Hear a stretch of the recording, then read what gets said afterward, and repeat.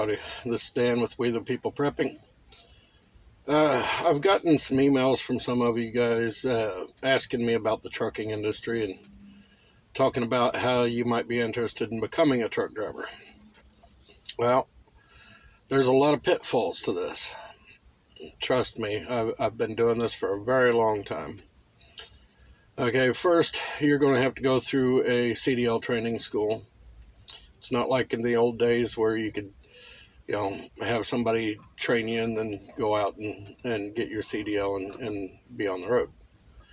Now you have to go through a training school, which generally costs $3,000 to $5,000 for the training school. They'll offer to pay your tuition if you sign on with certain companies, okay? But here's the thing. They are going to mistreat you. They're going to lie to you. They are going to run you like a slave. I mean, you are going to be a slave to them, basically, is what it adds up to, until the time that you have paid off your tuition, which is generally 1 to 2 years. Okay, then you'd be free to go to any other company. Now, you can walk away and break the contract, but you still have to pay that back. Okay. These training schools, they really don't teach you a whole lot. They just teach you the very, very basics to get you able to pass your CDL test. Okay, so they teach you how to get it close to your actual intended skills, but not anywhere near where you would really be able to handle this job. Once you've completed your CDL training and you've managed to get your CDL, you will go on a truck with a trainer for generally around 3 months. And then the trainers, a lot of times they use you as a second logbook. They don't really teach you anything. A lot of them, because a lot of them have only been out here about 6 months themselves after they completed their training. So they're not going to teach you everything that you need to know. I mean, honestly, they won't. If you're lucky, they'll teach you the proper techniques for backing. See, the CDL training school will teach you how to back, but they only have to get you close. They don't have to get you to where you can actually really back up proper. Okay.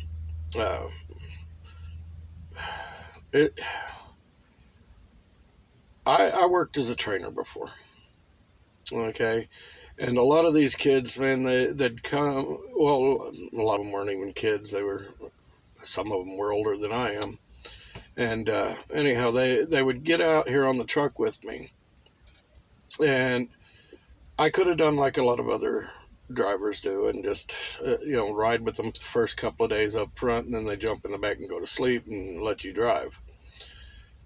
But I always sat up in the passenger seat, and I would guide you through every little aspect. A lot of these guys, they could not shift through the gears, excuse me. They would get lost when they'd go to put the splitter up to split from the low end to the high end of the gears. A lot of them wouldn't teach you how to downshift properly. I don't use a clutch. I float the gears. Of course, now I'm in an automatic, so that doesn't really matter. And a lot of these schools are actually switching over to automatics because a lot of the bigger companies have done away with stick shifts, and they've all gone to automatics. It just makes it easier for them to get a warm body in the seat. Anyhow, during your training time, you're only going to make, I think a lot of the companies are paying like $400 or $500 a week. That's what you'd make, okay, as a trainee. And most of that will go for your food out here on the road, because it costs a couple $100 a week to eat, honestly. You're odds are you're not going to get along with your trainer. You know, sometimes you do, sometimes you don't. But you know, I remember, uh, God, there was a student that got onto my truck, and he was telling me about how his trainer treated him, and basically him and his trainer got into an argument, and his trainer left him at a truck stop, and you know, the company had another truck there to give him a ride, but you know, I mean, you do get mistreated pretty bad in this industry, especially your first year. Once you get a year under your belt, it starts to get a little easier.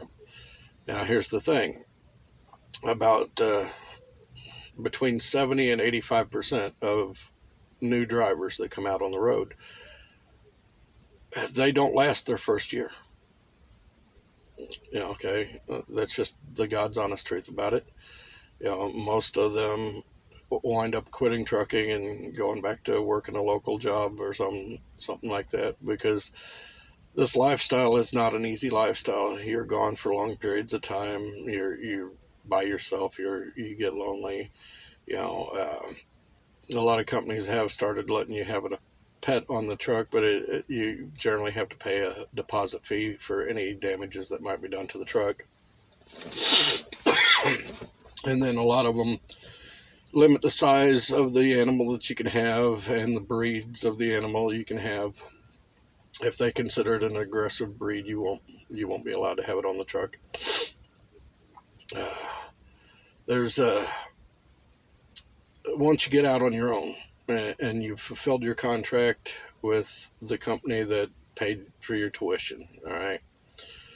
Once you're out on your own and you want to switch companies, say, you're going to find that they will tell you basically any and everything that you want to hear. They will lie so bad. I mean, I swear they have to have a degree in pathological lying in order to be a recruiter for a trucking company. You know, they'll tell you, oh, you'll get 3,000 miles a week. Okay, I'm going to be honest with you. You'll get between 2,000 and 2,700 a week, and 2,700 is the high end. Okay, you're going to have a lot of sit time. You're not going to get to shower like you want to. I mean, honestly, you know, a lot of truckers, myself included, you know, we're lucky if we can get a shower in every other day. Okay, sometimes it'll be 3 days before I can take a shower. I've actually been out here 5 days before I was able to catch a shower, because they were running my schedule so tight I didn't have time. I mean, and so you only get a 10-hour break. Okay, after that 10 hours, they expect you to be back in that seat and heading down the road. Okay, so think about it. If you want to get a full night's 8 hours sleep, okay, that leaves you 2 hours, okay, to get you something to eat, relax, maybe get a shower in. Now, here's the problem with the showers. You go to a truck stop, and by the time you're done driving for the day, so is pretty much everybody else. And they're wanting showers too. So you could go in to get you a shower, and it could take 2-3 hours for you to actually get into a shower, because there have been many a time when I'd go in and have 8-10 people waiting for showers in front of me. Like I said, it's very expensive to eat out here on the road. I mean, I carry a lot of preps with me, but you get tired of eating, you know, lunch meats and Spam and canned hams and ramen noodles and, you know, all that kind of stuff. Because a lot of these companies, they don't provide you a refrigerator. I mean, some of them have started to, you know, over the last 5 years or so. And a lot of them don't give you a power inverter in your truck to be able to put like a hot plate or anything like that in your truck, which is dangerous too. You got to be careful if you do use a hot plate in your truck. It's really easy to catch one of these on fire. But they're going to lie to you about all sorts of things, and they are going to omit things that there's a lot of things that they will not tell you, and you have to know the right questions to ask when you go to sign on with the company. They well, like one company I went to work for, I asked them prior to coming to work there about their insurance plans, right? Oh, well, we have a great family plan, it's Blue Cross Blue Shield, it costs this much a month, and all this kind of stuff. I get there, I'm going through their orientation. Oh, it's a family plan, all right. It covers the driver and any of his children, but it does not cover his spouse or her spouse. And I'm like, what kind of fucked up family plan is this? My wife is my family. I mean, it doesn't make any sense that you would cover me and my kids, but not my spouse. So I mean, they had me in the door. Okay, I'd already accepted the job. I was going through their orientation, and I was like, all right, I'll take the job, and in the meantime, I'm going to look for something else, while I'm driving here. So that's what I did, and I once something else came along that I liked, or thought I would like anyhow, I switched companies. Now, that's the thing too. You got to be careful, because if you switch companies too many times, it makes it harder to find a job. Companies will look at it like you're job hopping, and they don't take into consideration that all of them lie to you. And they will tell you anything you want to hear to get you in the door. So you got to be careful and really vet the companies that you go to drive for. Talk to the drivers out on the road. Go to a truck stop. Start talking to the drivers, and you got to be careful there too, because some of the drivers will lie to you because they can get a bonus if they can get you to sign on with the company that they're driving for. Okay, so you go out and you talk to a driver and he's got nothing but good stuff to say about a company. You better watch it, because more than likely he's just trying to get that recruiting money. Because a lot of times the companies offer their drivers like a $2,000 bonus if they can get another driver to sign on, or they'll not only give them a bonus, but they'll say, okay, well, for the first year that this person's driving for the company, you will get an extra 2, 3, 5 cents per mile, in your pay for bringing them on. You see what I'm saying? So you got to be careful when you talk to a lot of drivers, because some of them will lie their asses off. Now, me, if you ask me about a company I'm driving for, and I know that there's problems, I'm going to tell you. Okay, I'm not going to sucker somebody into a trap. It's not worth it to me to lie to somebody just to make a little bit of money. But on top of that, you have the problem of DOT. They really like to mess with us. I mean, I got pulled over last week.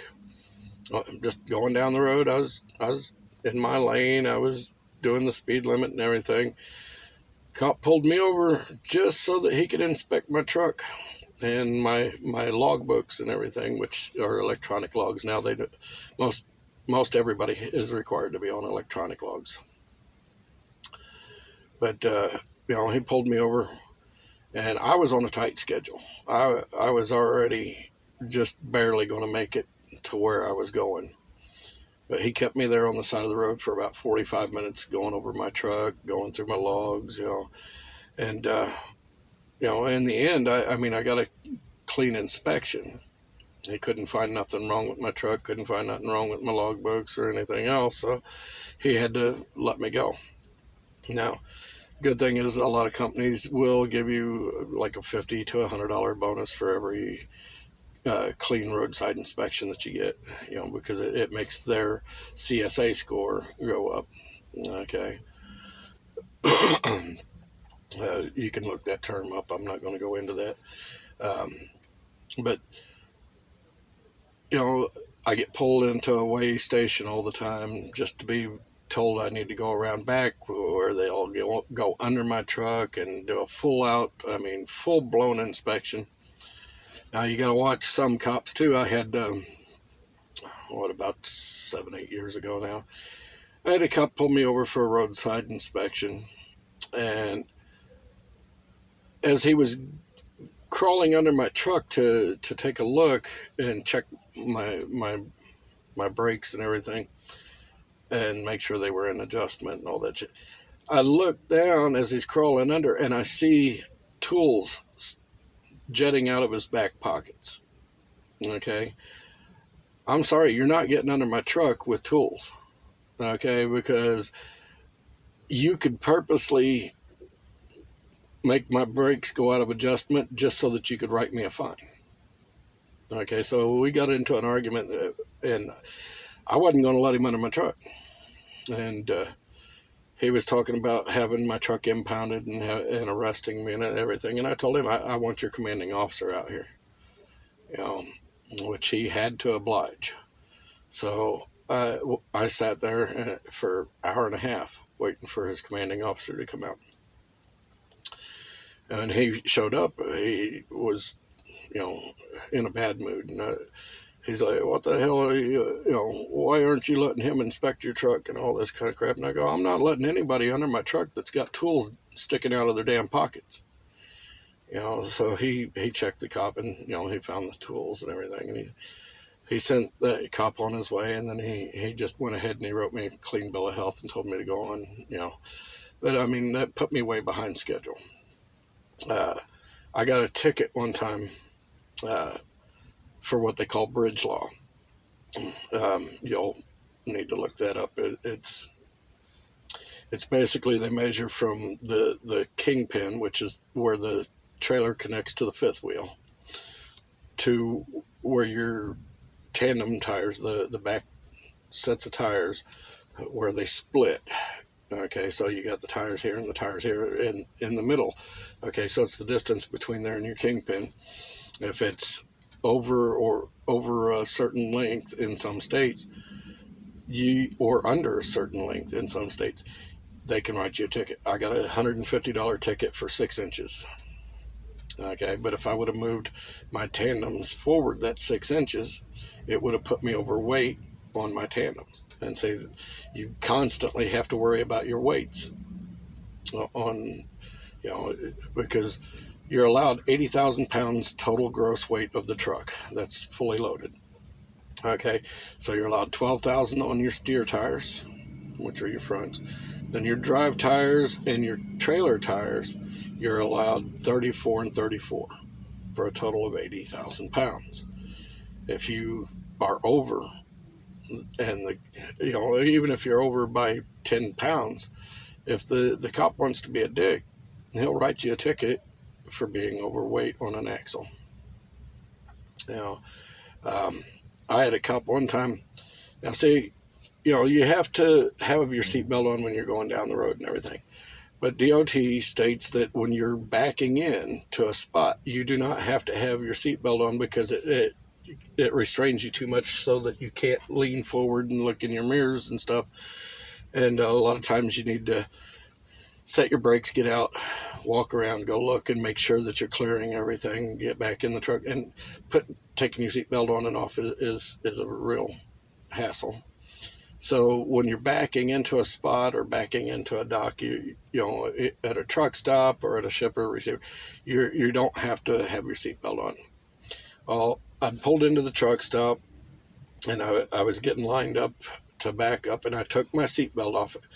And next thing you know, there's a cop stopping me and trying to write me a ticket for not having my seatbelt on. I go, look, I had my seatbelt on until I started to back up. Once I got ready to back up, I took my seatbelt off so that I could move. Well, you can't take your seatbelt off. We argued about it. I had to get a hold of his CO, and his CO told him how it was, But, they love to hassle truck drivers.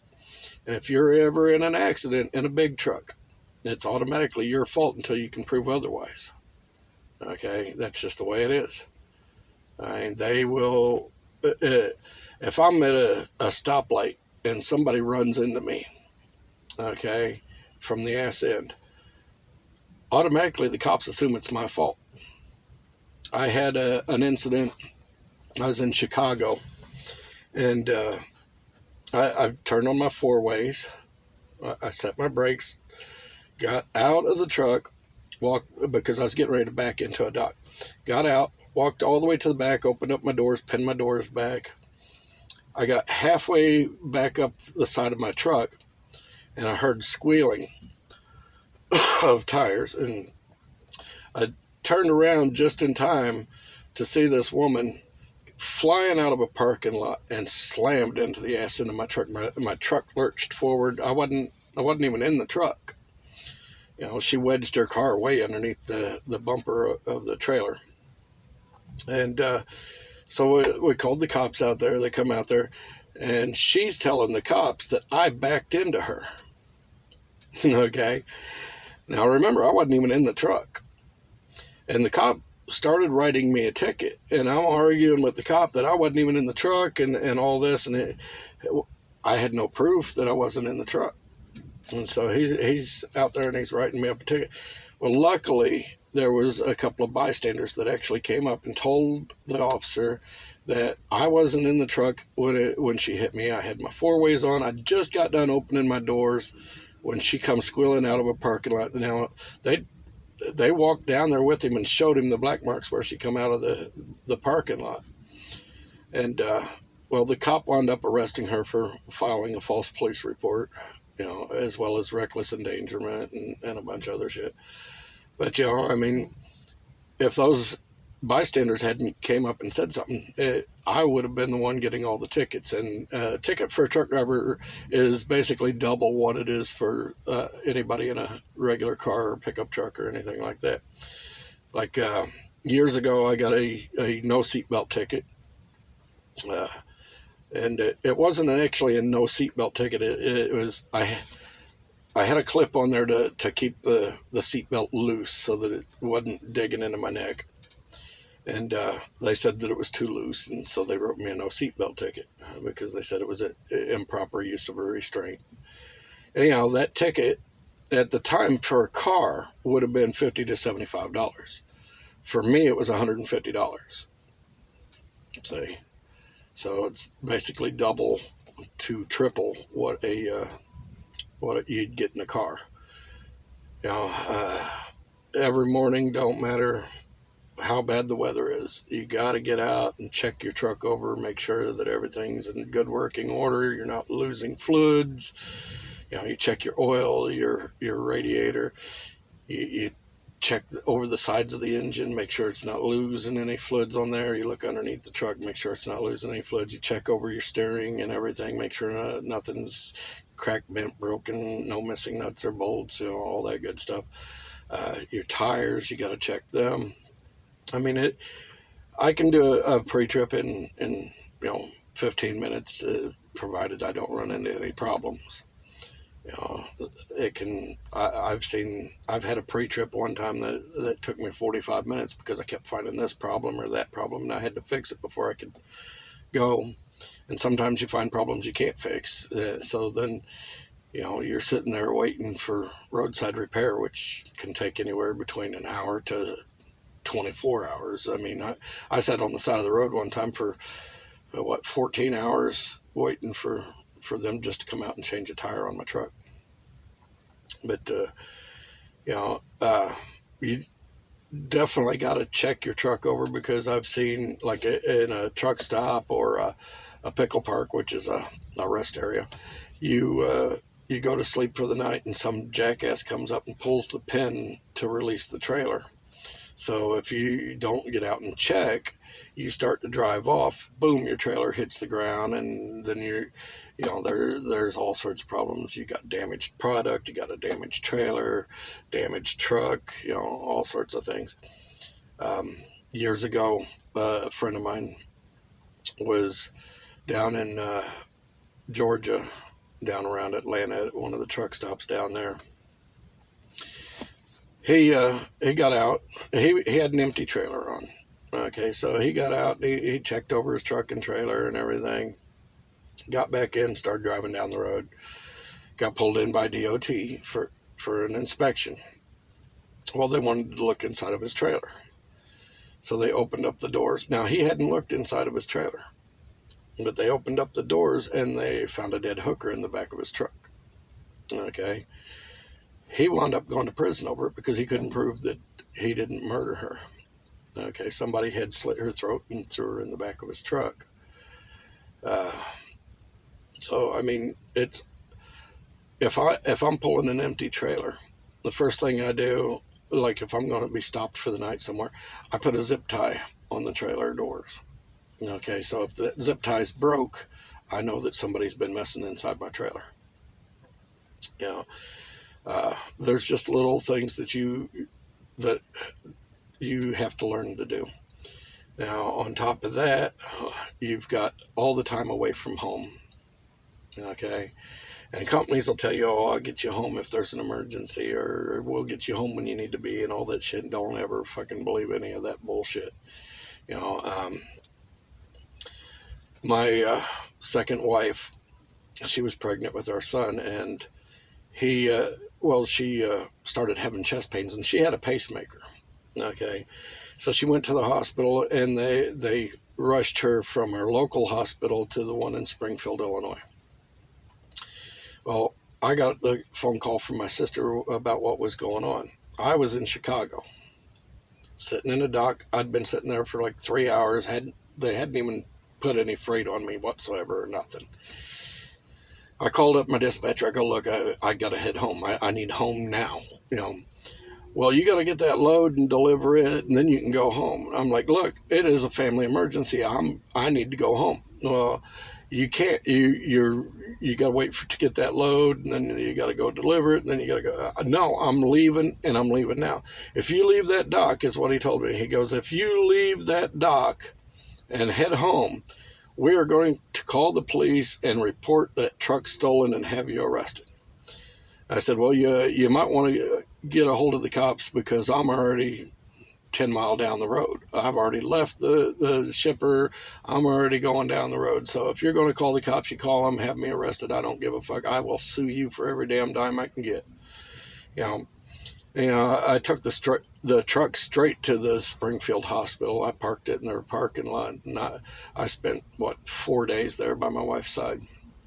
And company calls me up. They go, oh, well, when can you come back out? I told them I don't know, and I don't give a fuck, because as soon as I come back out, I'm turning your truck in, and you guys can shove it straight up your ass. Well, why are you going to do that? Well, look at it. When I had an emergency, and I told you I needed to go, you threatened to call the cops on me and everything else. I don't want to work for your company anymore. So when they released my wife from the hospital, I drove her home in the big truck, and then I told them, all right, get me a load, bringing it to the yard because you're getting your truck back. And I did. I quit. I wasn't playing none of their bullshit. Now, I didn't get paid for that last load because they took the money from that last load to pay for the fuel for me to run from Chicago to Springfield to the house. Oh, well, I don't give a fuck, But, never trust a trucking company. They tell you one thing, it's 99% of the time it's the exact opposite. So you have to really be careful. I missed a lot of my kids' lives because I couldn't get home for graduations and birthdays, and there was times I couldn't even get home for Christmas or any of that. I mean, you give up a lot of your life out here on the road. You really do. And then on top of that, your health declines because you're so inactive. Okay, you're sitting all the time. A lot of times, like here at I'm at a shipper and receiver right now. they will not let me get out of this truck and walk around out here because, oh, you're too big of a liability. You might get ran over, this, that, all this bullshit. So it's either stay in my truck or, they'll have me escorted off the property by the police, which I've had one do that to me before. But you lose about 10 years of your life by being a truck driver. You lose 10 years worth of your health because you don't eat right, you don't sleep right, you're under a lot of stress, you put on a lot of weight. There was a funny meme that I'd seen one time, but it was accurate. It showed the beginning of a truck driver's career and the end of a truck driver's career. At the beginning, he was a skinny guy. At the end, he was laying on a gurney, dead weight, about 500 pounds.